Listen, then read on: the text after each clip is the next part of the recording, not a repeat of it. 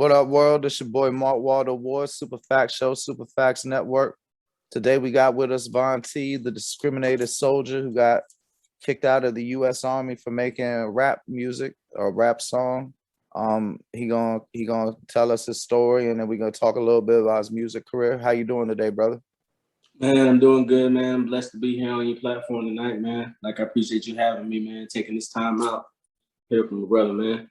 Straight up. Oh, no doubt, no doubt. I mean, this is a serious story, but before we get serious, um, I wasn't even going to ask you this, but then I see the glasses you're wearing now, and I don't ever want to count nobody's pockets, but in the Take Me Away video, when you on like the boardwalk, you performing a little bit, and you got like I want to say it's a Versace outfit, but it's a black and gold outfit. Yeah, that's Versace. What kind of glasses were those that you were wearing? And again, I ain't trying to count your pockets, but if you don't mind, I'm curious as to the price tag. Oh yeah, those were Versace. Versace glasses too. Yeah, I had a whole Versace fit on, from top to bottom. You know what I'm saying? Like, that was one of my favorite brands. It's still one of my favorite brands. I love Versace. Man, what they did with that particular pair, how the frame was right here, that shit was like extra dope. Like that's why Versace just crushes it, because they always pay so much attention to detail. They do. From the design, like the actual engineering design of things to the design itself. Like Versace shit lasts a long time if you take care of it. I ain't gonna shit on nobody, but some designer don't. You know what I mean? Yeah, like Louis Vuitton. You know what I'm saying? Like, because I also give people name brand clothes and stuff like that. Like, I like provide stuff, and then like sometimes like even stuff that I shoot in my music videos and stuff like that. Like, I'll give it away, after I get done, because I don't like recycling the same stuff the same time over and over again. So sometimes like I give stuff away and I sell it. Louis Vuitton don't hold up. People just, Louis break down a lot. So I mean, it's the quality of the content, but it's the name behind them that to get their money. So hey, if you giving the stuff away or selling it, I'm trying to get that Unity T-shirt you was wearing in the "Don't Take Me Away" video. I love it. Oh, dope. Yeah, After this, you know what I'm saying. Yeah, just we'll connect. You know what I'm saying. I'll send that to you. I don't even need it no more. It's great. Man, I love that shirt, bro. I used to have a hoodie that was like that. There was like half a blue bandana and half a red bandana. And then the sleeves was like black, and the hood was black, but the inside was half a red bandana and half a blue bandana, and then the end of the sleeve, the red bandana side had a blue bandana side. You feel me though? Like that shit. I mean, I don't know how old you is or how far back you go with the music, but that's just like the clothing version of Bloods and Crips banging on wax. Oh, yeah. And I risked my life for that shot out there in Cali, you know what I'm saying? But I did that for the culture, man, for the love. So oh yeah. You wasn't nowhere tourist, you wasn't at LA Live, that's for sure. Hey, out of curiosity though, you know what I'm talking about? That shit in 92, it was like this shit called Bloods and Crips banging on wax. You remember that? Yeah. I discovered computer. I mean, this song got nothing to do with shit, but I discovered computer love from that shit. That's the first time I learned the concept of sampling. Cause I was like, where the hell they get that beat from? I be hearing that late night at the parties next door. Cause I grew up near DC and shit. So I know it wasn't no original beat, you feel me? So like that's how I learned about sampling, and I found Zapp and Roger. And I was like 4 and 5 and shit though, bro. You know what I'm saying? Damn. Yeah. Well, I mean, hey, computer love will speak to a motherfucker, especially when I had a transformer in my hand. You know what I'm saying? I feel it, man. That's why I wear my 80s baby's charm, man. I was born in the 80s, you know what I'm saying? So, I show special love to where I came from, man. Genre, the best genre, 80s baby, 80s genre. So, yeah, shit, no doubt. And before we get into the more serious story, I gotta ask about them glasses for anybody who's here in the audio pod, which unfortunately is the bulk of my following thus far. My man is wearing some spectacular round sunglasses. They look like something the E40 would wear, and I mean that in a highly complimentary way. And they're I can't tell if those are like gems around them or if it's a white frame or what it is, but those ain't no regular glasses. Nah, yeah, like, you know what I'm saying? Like, out here in Georgia where I stay at, man, I cop a lot of gear overseas, but I also I still, I still shop with the stores out there in Atlanta, Georgia, and everything like that. I actually had picked these up from the Lenox Mall while I was out there. I was just out there, I was out there with a little shorty one time. You know what I'm saying? So I picked these up at the mall, but I can definitely get these, get the brand and everything like that for anybody who's trying to get them. You know what I'm saying? I usually wear my plug charm because I'm plugged into like everything that is designer, like my single brands, but yeah, I can definitely get them. There ain't no problem. You know what I mean? But I mean, all right. So let's shift gears. So in your Twitter bio, you're the discriminated soldier. You got kicked out of the army for making a rap song. You want to help defeat racism in the army. So let's start with what led you to join the army, and I don't know if they call it an MOS in the army, but what kind of job did you have? Yeah, so I got to get a couple of things like straight real quick. So so I'm not out of the military yet. So that's the biggest. That's like one of the biggest I guess problems with this whole situation, right? Is that I'm still active duty. I'm still an active duty soldier right now. I've been in for 18 years, going on 18 years now. You know what I'm saying, since September. I got into music long time ago before my military career even started. We keep in mind 18 years. That's why I wear the 80s babies charm. You know what I'm saying? You know what I'm saying? I've been in 18 years. I was already in entertainment before I ever joined the military. I was in the reserves first when I was enlisted. They do call it an MOS. It's an MOS whether you're enlisted. It's an MOS whether you're an officer. I'm an officer. Now, I happen to be an officer in the military. It's 03. I'm a captain. You know what I'm saying? That's a couple of ranks from, reaching the pinnacle of where you can reach at in the military. Pretty up there, you know what I'm saying? But what was your job duties though? Like was you dealing with like infantry, So like I had 3 different jobs while I was in the military. While I'm in the military, when I was enlisted, I was what they call 88 Mike. I was a truck driver. And then I went to college, got my degree and everything like that. Then I transitioned over to being a military officer, which was a 74 Alpha, which is chemical officer. I was a commissioned officer, you know what I'm saying? And then I transitioned over from 74 Alpha to 35 Delta, which is an all source intelligence officer, which that's what I am now. So I've been in like you said, infantry. Like when I was a 74 Alpha, the chemical officer, I worked with infantry soldiers. I wasn't an infantry soldier, but I worked hand in hand with them. So like I have jumped in and I have jumped pretty much around the military and pretty much just like try to see everything that I had to offer, from different jobs to different ranks. I was in it, you know what I'm saying? I'm in it. I'm still in it. I'm in it. You know what I'm saying? I know all about it. All source intelligence officer. Were you ever stationed at Fort Meade? No, I wasn't stationed at Fort Meade. The only station that I got stationed at before, everything kicked off the way that it is now is Fort Gordon. And that's in Augusta, Georgia. That's out here in GA, where I'm currently still at right now.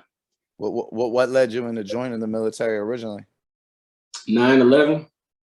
When I joined the military, when 9/11 happened, the only thing that was on my mind was like when I was really on this stuff, right? Like I wanted to give back at least 4 years of my life, to the country that I felt like provided a way for me to make it and my family. Like I really believed in like the whole American dream and thinking that, if I grind hard and work in this country and show them trying to be a productive citizen and everything like that, like maybe they'll give something back to me, even though, we came from nothing.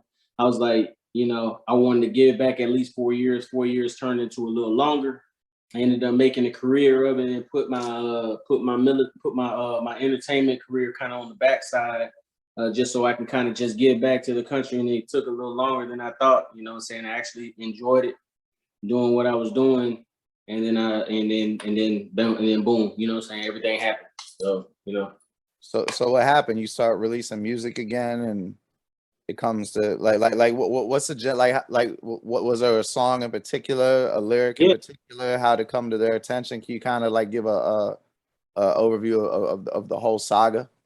Yeah, so I always been in entertainment, even when I was in the reserves and when I was active duty. Like I always been involved in entertainment. I was always DJing or producing beats, playing extras in movies, doing little stuff on the side, nothing major, anything like that. But when I went active duty, you know, I kind of put my musical career on the back end, and I didn't pursue it as much, but because I was in the books, you know what I'm saying, studying the military stuff and learning how to move like a soldier and everything like that. But I was always still tied into what's going on in entertainment. I always stayed up on everything that was going on. And so in 2018, you know, I was stationed out there in Alaska. And when I was in Alaska, I was real isolated away from everybody. That gave me a lot of time for me to like really get my mind together and everything that I wanted to do. I was out there by myself. I took the time to study on how to open a music label, how to really track the music industry and your numbers and where social media and the internet was going and stuff like that.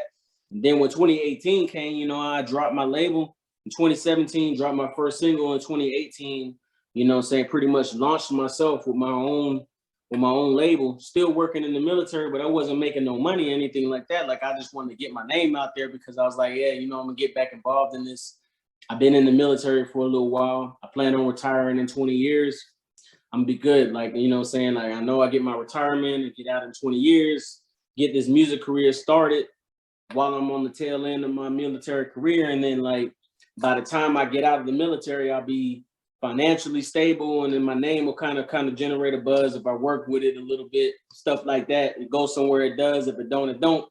So I started. You're just trying to get a head start on your second career, like so many Americans. Yeah. It just so happened to be rap. Yeah. So I dropped the single in 2018. When I dropped my single in 2018, it was called The Plug.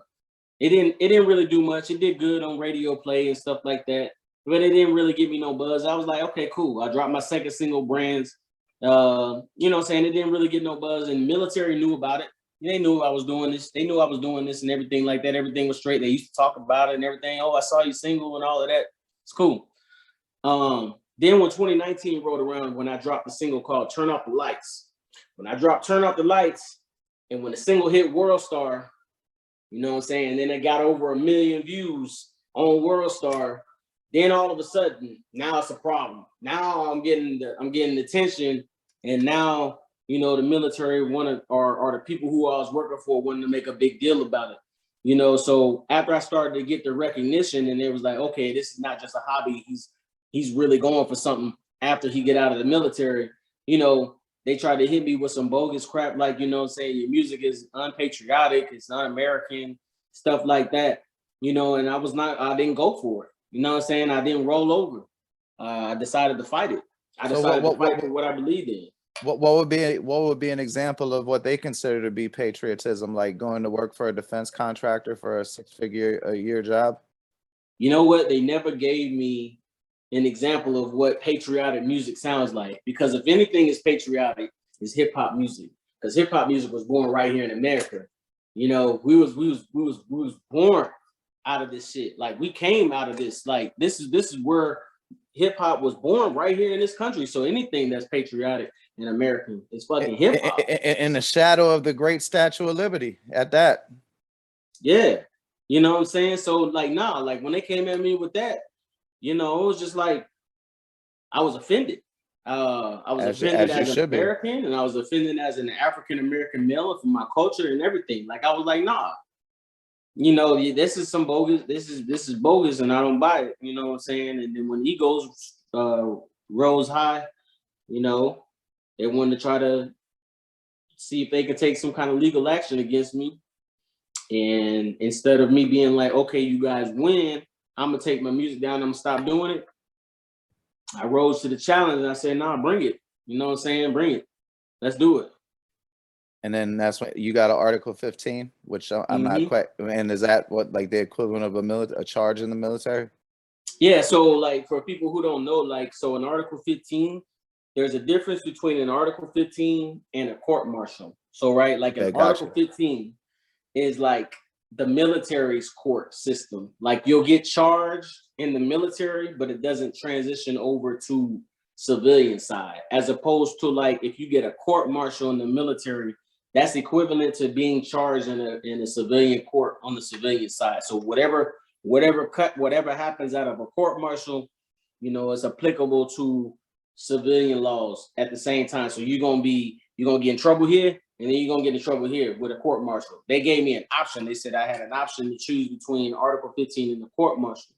I chose an Article 15 because I said, I'm not gonna let y'all mess my record up because I ain't got nothing on me. You know what I'm saying? I was like, I'm gonna go with a court martial because I know everything that happens here stays in the Army.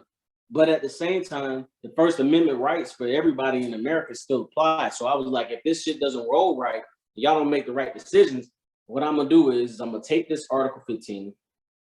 All right. I'm gonna go to the media, I'm gonna go to the news crews, I'm gonna go to the world, I'm gonna let the world see what y'all over here doing, you know, that's unjust.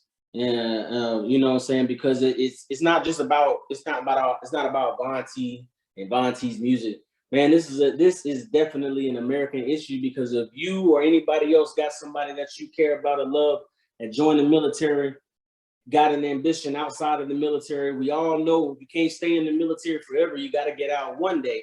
And when you get out, you got to be able to pursue your own dream, whatever you consider your version of the American dream. You know what I'm saying? You're going to fall into this same boat if somebody don't stand up right now and do it. I just happen to be the person that it happened to, that's got enough fortitude, you know what I'm saying, to be like, hey, I'm with it. I'm with the fight. Let's go. Like, I mean, for good or bad, better or for worse, you know what I'm saying? I'm in it. I'm in the fight. I'm with our people, man. I'm with the culture. Let's do it. So what's the racist element of it? Is there white service members who are allowed to pursue their career in a manner that you're not? Like, yeah, like I got friends, you know what I'm saying, that's in the military, that I serve with, that are still in now, that have musical careers. They do country music, play guitars and everything like that. They ain't go through none of this stuff that I'm going through, you know, and then even they think that it's messed up, you know, that I'm going through this stuff. You know, they're not stationed here where I'm at or anything like that, but we still connected through social media and everything like that. Like, they were like, man, that's crazy that you're going through that, because, you know, hip hop is the leading music in the world right now. It's the leading music and definitely in America. You know what I'm saying? Like I said, it's on every commercial. You know, you turn on the TV, it's everywhere. You can't get away from it. Like, they play it if they can make money off of it. When I'm trying to do it in the military and trying to make my own way outside of it, and not even talking about the military, now it's a problem. Like, nah, I'm not gonna buy that. Nah. man, bro, you want to talk about patriotic and hearing hip hop everywhere? I saw one of those little like fan fight clips from the World Series. They was playing a rap song, and I thought one none more patriotic than the World Series. It's crazy. It's crazy. So like, but if you still in the military, how like when you go to work or whatever, how, are they like? I mean, I know this sounds childish, but like giving you the silent, ostracizing you, I guess would be a better word. Are they ostracizing you? Like, Yeah. what should so what do you still even? But like, did they tell you to stay home? Because I see you got a beard. Yeah, it's crazy, right? Like, you say the same thing that everybody says. Like, if you're active duty, you know what I'm saying, you're in the military, like, how are you able to do what you do? Okay, well, I'm gonna say it like this first. I'm gonna say it like this. This situation that I'm in right now, this will never happen to anybody else again. Whether the military does something to change their policies or processes about how this situation will go, or whether or not my name and my situation gets big enough that I make a change big enough that something has to happen through Congress, either way it go, this won't happen again. Okay, I don't go to work. My work is my music. Okay, like, I have officially been labeled the black sheep of the military. I have been pushed aside, excluded from everything that happens, try to deny me medical coverage for stuff that I'm trying to get done, like trying to sweep me and my situation under the rug. But the problem that they have with that is that my fan base and my name is too big for them to do that. And so with that being said, I have a voice outside of just sitting at the house. Like, even though they don't mess with me like that, I ain't got no job or, you know, anything like that. Like, they try to strip me of everything. My name, my voice, and everything that I stand for is too big. And so I was going through what I was going through before George Floyd died. You know what I'm saying? So I was already in this fight before the public was made aware of this. But when George Floyd died and the Black Lives Matter movement started, that's when everything really started to amp up, because we're now awoke. You know what I'm saying? So now, you know, people was like, you know, every little thing was setting the community off. Every little thing was setting everybody off. And so I'm like, hey, you know, I've been in this battle here for a minute. You know, rest in peace to George Floyd and everything that happened with his movement and everything that happened that kind of sparked the whole thing. But I'm like out here letting the American people know, like, I've been fighting. I've been fighting for this. And you know, saying us as people, like, we be quick to protest and stuff like that. You know what I'm saying? When something happens, but I was like letting people know, like, I'm in the fight right now. I'm letting y'all know that something is going on right now while I'm alive and breathing right here with y'all, you know, in this fight. You know, if you're going to fight for me, don't do it. Don't give me my flowers when I'm gone. Like, do it now, whether I make it big as an artist or not. Like, just want everybody know, you know, I've been in here. I've been fighting for everybody since day one. Well, I mean, thank you, and thank you for spreading that message. Just out of curiosity, is this and are they you know, holding the threat of endangering your retirement or your pension over you? So they tried, you know what I'm saying, they was attempting to really push hard and push me out of the military, because it looks better for the military for me to be going through this situation as a disgruntled veteran as it would me being an active duty soldier right now where I stand. Because there's really no excuse why you would treat an active duty commissioned decorated war veterans soldier like this right now, as opposed to, you know, okay, yeah, he's been a veteran, he's been out for like 3 or 4 years. Like, nah, like, I'm active duty, I'm active right now. So it's like they've tried to hurry up and push me out, and they tried to give me an other than honorable discharge, which is a step above, right above a dishonorable. But a general discharge. Yeah, it's pretty much like a general, you know what I'm saying? But now that I'm in I'm trying to medically retire and everything like that, and medical retirement would enable me to be honorably discharged and everything like that. So that's where I'm currently at right now. But it's still getting held up. I don't know if it's coronavirus. I don't know if it's paperwork. I don't know what it is that's going on. I don't know if they're trying to catch me slipping. You know, like my brain is always working and trying to think, you know, what's the next move? Because I already know how this industry works. I know from my own personal experiences, it's a thinking game, you know, and if you're not thinking about your next move, you know, somebody somewhere is going to catch you slipping in this, you know, saying this is the biggest organization in America, you know what I'm saying? So like, I already know, you know, they got stuff in the works and trying to catch me slipping and everything like that. So I'm just trying to make sure that I stay clean and stay clear, make sure that I get out right so I can continue fighting and push for change, you know what I'm saying, for people who gonna serve after me. So I mean, I guess, you know, your story kind of shatters this myth that the military is like less racist and more of a I'm gonna say the word wrong and shit, trying to be smart. A place where you get judged on your abilities more so than regular society. Yeah, like when the whole Trump cabinet was in office, you know, when everything happened, when they enacted the military and stuff like that, like the military tried their hardest to like let the world know and let Americans know, like, hey, like, we don't know what's going on at the White House, but we stand with American people, we stand with diversity and everything like that. But that's bullshit. That's a lie. You know, I know that there's people who are in the military who are minorities and the colored people who've tried to champion their culture that gets shut down. But the problem is the reason why people don't hear about it is because they either don't have enough rank or they either have too much to lose. And when you're in the military, you know that when you're in the military, usually, you know, you got a family, you got somebody to look after, you got loved ones, you got to think about your benefits, your pay, and everything like that. The only problem is when you run into somebody like me, you know what I'm saying, that I live on my name. I don't live for this. I don't live for the military. I live for my name. The name is all I got when I leave this earth, and everything that I've done while I'm on here.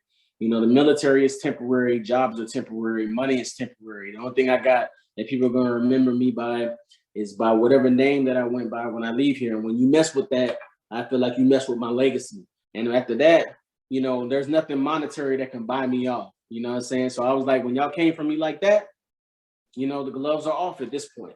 The gloves off. Like I'm gonna go in all the way. I mean, you definitely seem to have like a air of contentiousness about you about this situation. I mean, and you're fighting the good fight, but does at times does it ever weigh on you mentally? Absolutely, man. Like absolutely. Like I have, you know, I have conversations with people who are in the military and people who served before. And you know, I have times of weaknesses and stuff like that. Like I still take PTSD medication and everything like that. Like I still see the doctors and everything like that. We talk about it and I push it out there because like I really believe, like I gotta be like straight up, you know, I really believed in this shit. Like I believed that if I live life, you know, like this and everything like that, like I could really achieve my goals and really pursue my version of the American dream. Like I was bought into Christmas and bought into Thanksgiving and bought into Halloween and everything that I thought like really was for us as one, as people, as United States citizens, being a soldier and everything. But after I started to go through this, really started to do my research about how many cases like this happen and nobody really reports it.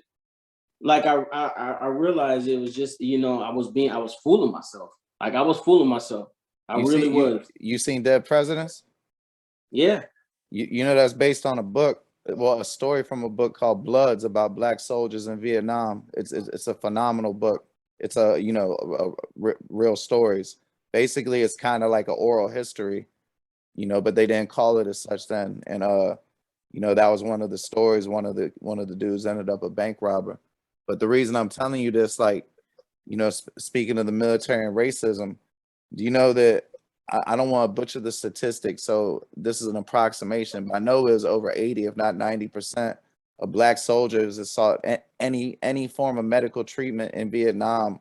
Like, let's say they have a migraine, let's say they had a fucking ingrown toenail, they're prescribed morphine, and then they come back to America, obviously, and then you know they're fucking with heroin and shit like that while they're Yeah. and morphine while they're on duty because they're so fucking scared. That shit's terrifying with all them poison shits. We won't get into the details, you know about it. And then they come back. They come back to America, and all of a sudden, black communities is flooded with heroin that's coming over on boats through the Italian mafia that's in league with the workers on the dock. And like that shit can't be an accident, you know what I mean? Yeah. And Yeah. like so like I think a lot of the, you know, and this ain't no conspiracy theory shit. These are like straight up things like the Tuskegee experiment that have been proven to be done to black people in America. And I believe a lot of it, you know, it's not just racism in the military. I believe a lot of it starts in the military. The military is the proving ground for it. Yeah. Yeah. Yeah. I'll definitely have to check that out. You know what I'm saying? I definitely been, you know, my eyes are open. You know, my eyes been open for a couple of years now. Like, and keep in mind, like I've been going through this, you know what I'm saying, for about 3. Like this fight is just now reaching platforms and everybody who's been like sharing it, and you know, the supporters and everybody like that who's like really standing behind me, that really believe in this stuff. But I've been in this fight. This has been ongoing for about 3 years now. You know what I'm saying? That's how So you yeah. win. That's how you win, brother. You win battles like this because you you're righteous on this. You feel me? These things actually work by spreading the information. Like you know, there's some things like without getting too much into it, I don't much believe in elections and shit like that. But I believe spreading the good word about a person's cause that people can get behind can actually make a difference. And I noticed that, you know what I'm saying? Like I tell people all the time, um, you know, when they ask me these questions about my life and everything like that. Like I tell them when I joined the military, man, like I didn't join, you know, I didn't pledge allegiance to a president. You know, I didn't pledge allegiance to keep secrets and oppress people. You know, when I joined, you know, I joined under the principles of you guys are a righteous organization and you guys fight for freedom and peace for everybody. You know what I'm saying? And so When my peace and my happiness and my rights was infringed upon, now you become my enemy. So, you become my enemy. I don't care who you are. I don't even care if it came in the same organization. And so that's kind of how I always lived. That's how I've always been. I was always that person that don't like bullying, stuff like that. Like I'm just not with it. If somebody's abusing their power and their position, like I'm always that person that's gonna step in and do what I got to do to make sure that it doesn't happen. So, I'm just doing pretty much what I signed up for. I'm a soldier in the military and I'm a soldier in life. You know what I'm saying? So I mean, like what it is, bro, to be real with you, is like people like you are heroes, and the military got used for you in times of crisis, but in times where there's not too much popping, especially in the home front, and then all of a sudden you start dealing with, I'm butchering words left and right, bureaucrats and shit. And when you're dealing with the paper pushes, like you said, once you got too much attention, maybe in comparison to the excitement level of their life, they start feeling a little FOMO. And that shit just nurtured and developed into resentment, jealousy, maybe even hatred. That same thing you just said was something that a point that somebody just made on the interview yesterday. That's the exact words that they kind of used. It's like, how dare you try to pursue something outside of what we're trying to do and making a name for yourself. We're gonna take this personally against you because I didn't achieve everything that I wanted to do in my life, or I didn't do what I wanted to do, and I had to go this route. How dare you try to make it like that? You know what I'm saying? So I took it personal. As you should. Yeah, and I feel like anybody should, especially definitely. Because if you'd only had like 200 views or some shit and spent a bunch of money on a video, they would have been like, yeah, Vontae, how's that career going? Yeah, exactly. But what happened with, like I said, what ended up happening was, and really, like, I contribute some of this to some people get so, I guess, indulged in like their life, like especially like when you're in the military. You go to work, you come home, you go to sleep. You go to work, you come home, you go to sleep. You go to work, you come home, go to sleep. Definitely, if you grew up from a different area than I grew up in, you know what I'm saying, and you're the boss, you don't know nothing about the culture. You don't know nothing about that. You go to work, you go to home, you go to sleep. And you've been doing that for 25, 30 years. And now you see this other dude who's not higher ranking than you, who's also doing some stuff outside of the military.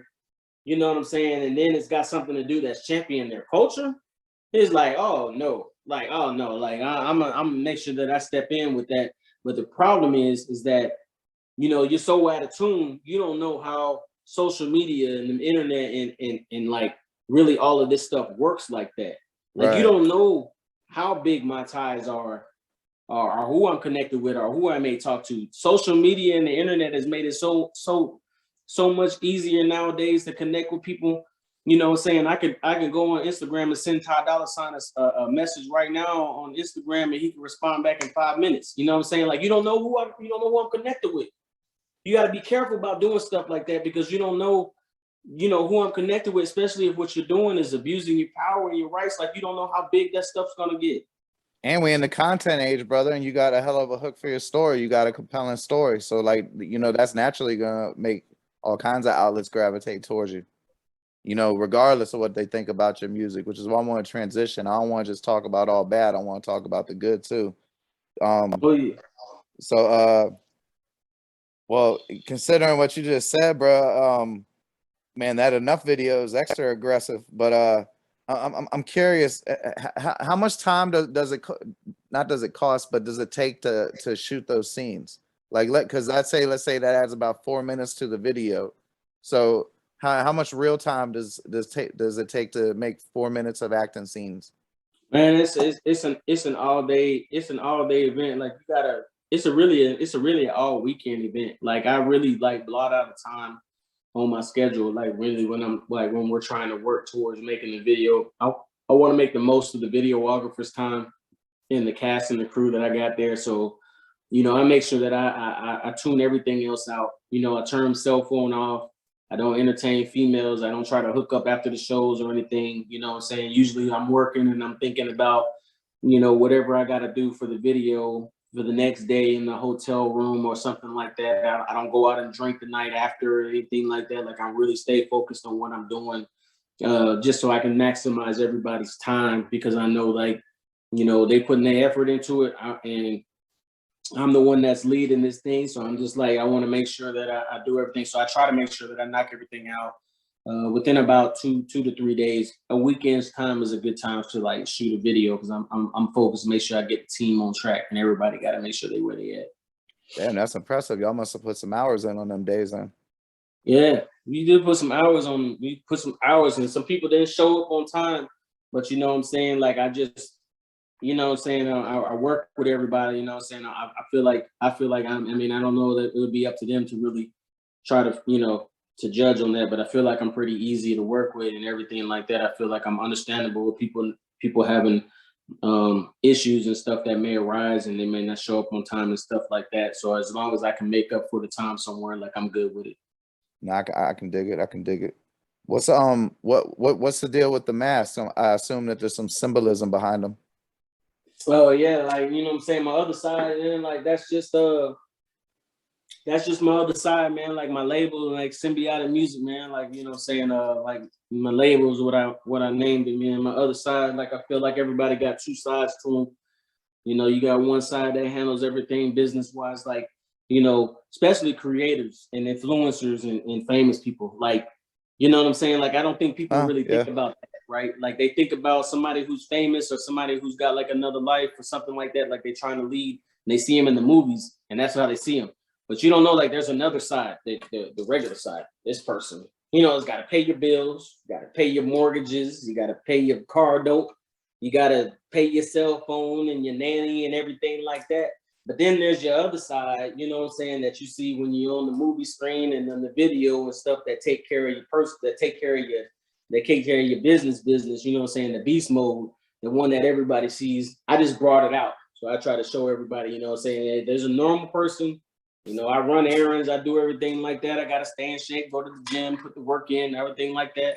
But then there's also my other side that actually, you know what I'm saying, that drives my musical career. So that's where like Symbiotic Music comes in at. I just wanted to bring it out, you know what I'm saying, and show that, you know, hey, there's two sides of this story. It's not just one. So I can dig it. And then and take me away. Let's say you got your wish granted. Where would you like to be taken to? man, like if I can be taken anywhere, man, it'd be like to the stars, bro. Like I just want to see how far everything is gonna go. You know, like I put a lot of time and effort into making sure that I don't drop subpar content. And really, I'm actually humbled and blessed that other people actually enjoy my music, and that I can actually, if I can make somebody else's day lighter in the earth, you know what I'm saying, while they out here and while we living, you know what I'm saying, that's my appreciation, man, for it. So like, yeah, I just want to go out, take me away, take me to where, you know, wherever this career is gonna go, man. I'm following the wave at this point. I mean, you know where I go. I know. I mean, unfortunately, I'd have to deal with crack and Reagan and that shit, but I just won't be nowhere around it. I get taken to 1983, knowing what I know now, not necessarily so I could do the whole cliche like invest and make money shit, but I go cop me some Chicago Bulls season tickets, and I watch Michael Jordan's whole career. And then when I ain't doing that shit, I be doing shit like going to see like Walter Payton games and like the Fresh Fest with Houdini and Run DMC and shit like that. Run DMC, yeah. And then like that could take me all the way up to 1998. So you know what I'm saying? I could go to Source Awards and, you know, early Outcast shows, you know what I'm saying? Yeah. Yeah, so that'd be like my heaven right there. Imagine seeing like Raekwon around Only Built for Cuban Links era performing on in Staten Island somewhere. You know, I can always say, you know what I'm saying, like I can always say, like, I wonder where I would be at in my entertainment career had I not joined the military. But then there's like a double-edged sword to that, because then I would say I wouldn't have the brain that I have today and the knowledge that I have had I started back then. So it's just like, you know, there would be a good and a bad to that. So I'm kind of grateful that I'm coming in where I'm at. But then I also think about times where it's like, you know, what if I did come in 18 years ago? Like I was like, damn, you know what I'm saying? Like, I wonder if I would have came in 18 years ago, but then I wouldn't be the person I am today. to make the moves that I'm making. So it's kind of like, you know, I get tugged between those decisions all the time. So, or you might have came in 18 years ago. That's still when you know it was still more like the traditional record company structure, and you might have been one of them cats who signed like a deal at a time when the companies would sign like 70 people and just basically like not give them no support and see who can just get it going on their own. You know what I mean? And then you might have been floundering behind, you know, a motherfucker who had a hookup and getting shit played in the strip club while you're making like Grammy quality music that's just sitting there, you know? yeah.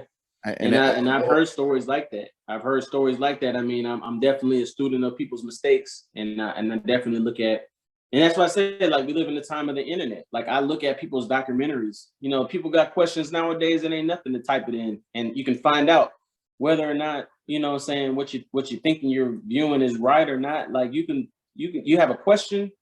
That shit is easy as you don't have to ask anybody. You can just look at it yourself, and you can kind of get a gist of, you know what I'm saying, from enough documentaries and biographies to kind of just, you know, do podcasts, your research. etc. Yeah. Yeah, do your research. I mean, that being said, though, there is some things that you can only get from asking a person. So asking Von T, you know, obviously, I assume you had a security clearance, so I ain't gonna ask you about no shit like that.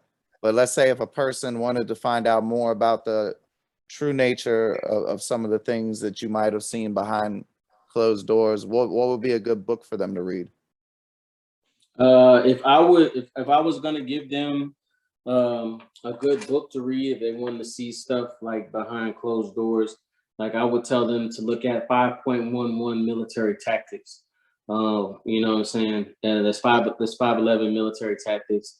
You know, that has a lot of that. I mean, they document a lot of stuff that's actually happened in history in that book, and it's an intel guide to like really just trying to understand like how we move as a country, like when we make decisions about war and everything like that. Like, it's a really good book to just like to like really just step your game up to really kind of understand, you know, how the top people in the organization really think.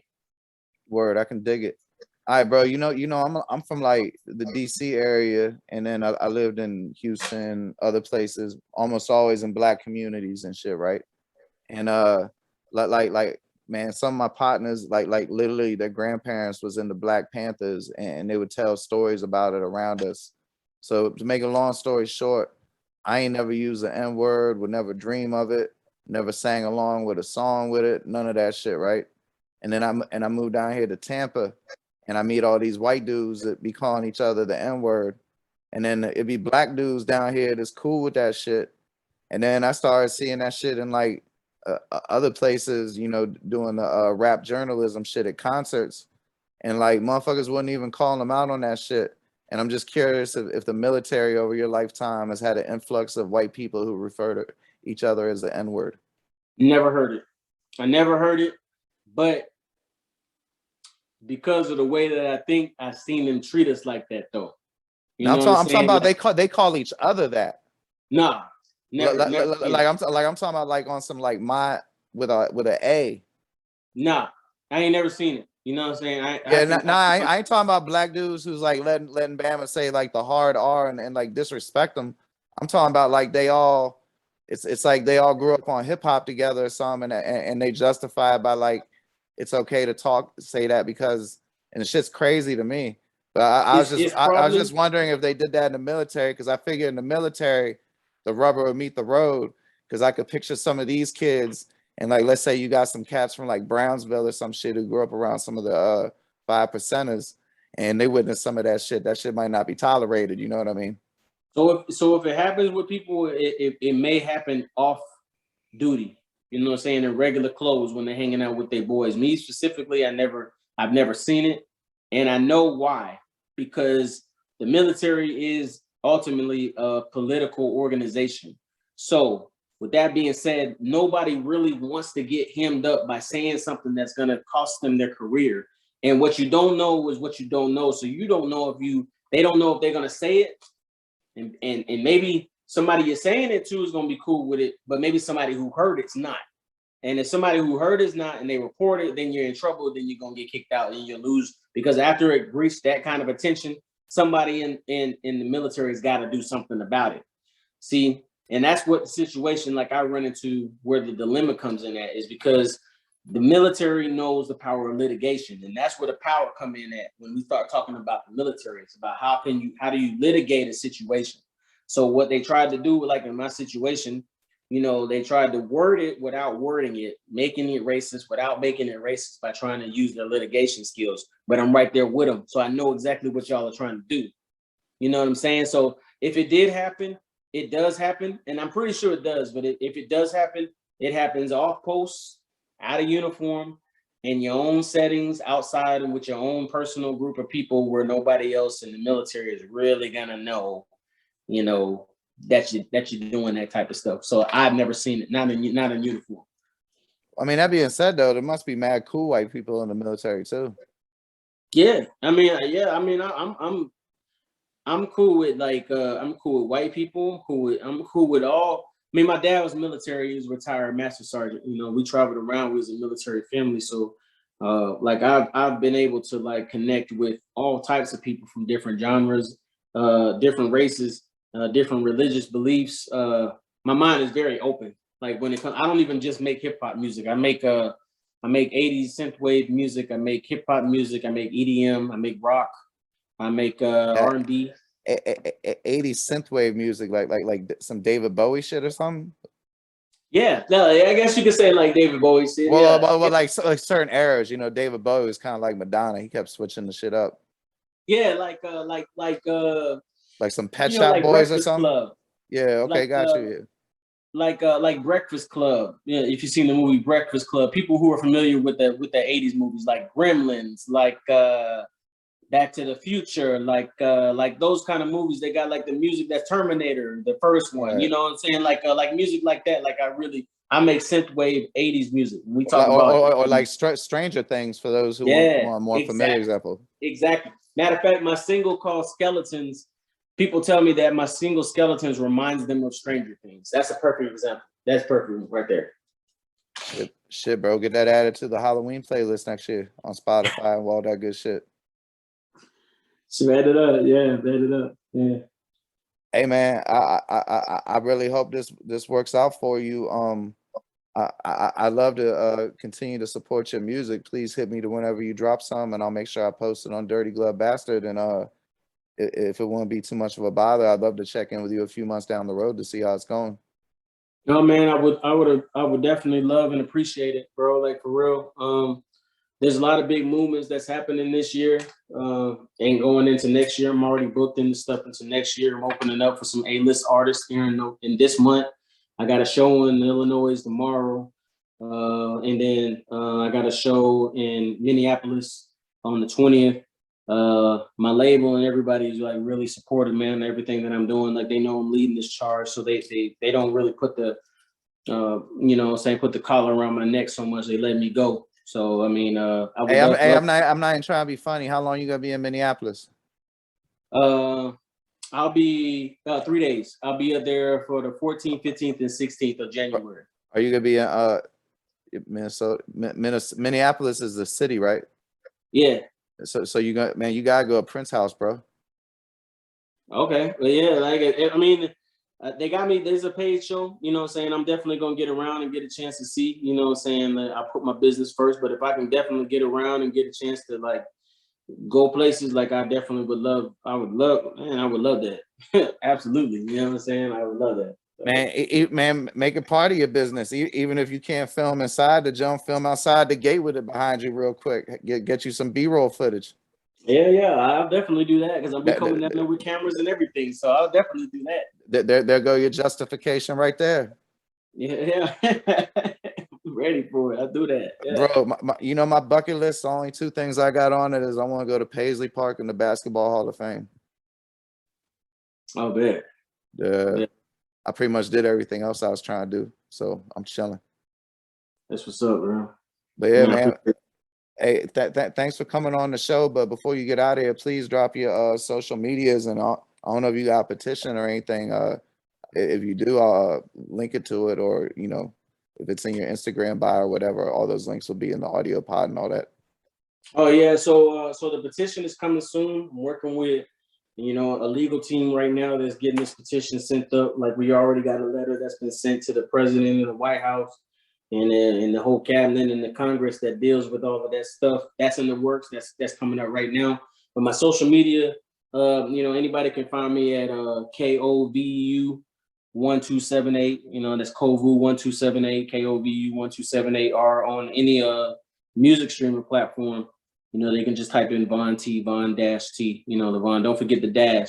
Somebody else might pop up. There's a couple of imposters out there, but yeah, after, you know what I'm saying, after King Von died, rest in peace, you know what I'm saying, I'm the next Von up. So, you know, if they ain't talking about King Von, they talking about Von T, so that's the only one. So Word. Hey, if y'all go on YouTube and do that, type in "Take Me Away," because that will definitely take you away from the fake Vons. I know exactly what you mean. I had to like weed through them at first, but when I put "Take Me Away" in, I found you right away. and then when y'all do that, you're gonna see that little circle that got this guy's face in it. Click that, then you can subscribe to his channel. But yeah, brother, thanks for your time, and I look forward to talking to you again. Yes, sir, man. I appreciate it. Thank you very much. No doubt, man. Keep fighting the good fight. All right. All right, man. Take it light. All right.